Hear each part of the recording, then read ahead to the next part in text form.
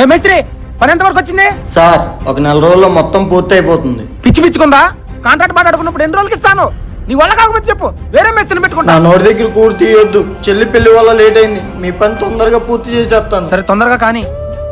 మేస్త్రి గారు cement గట్టలు కలపమంటారా? Time ఎంత అయింది? ఈ రోజు బుధవారం కదా స్వామి, పూజ వల్ల లేట్ అయింది. ఇలా లేటుకి వచ్చే లెక్కైతే రేపటి నుంచి రావద్దు. అలా అనకండి, రేపు నుంచి అలా జరగదు. కావాలంటే సాయంత్రం ఒక గంట ఎక్స్ట్రా ఉంటాను. సరే 3 గంటల మాలు కలుపు. మేస్త్రి సిమెంట్ కట్టలు 40 వచ్చినాయా? అన్నీ వచ్చినాయి సారు. సరేలే. స్వామి భోజనం టైం అయింది కదా, నాకు తెలిసిన వాళ్ళు సర్ది చెప్పారు, ఒక గంట లేట్ అవుతుంది. పనికొచ్చావా లేకపోతే ఈ బిల్డింగ్ నీ బాబు గారిదని సుఖపడడానికి వచ్చావా?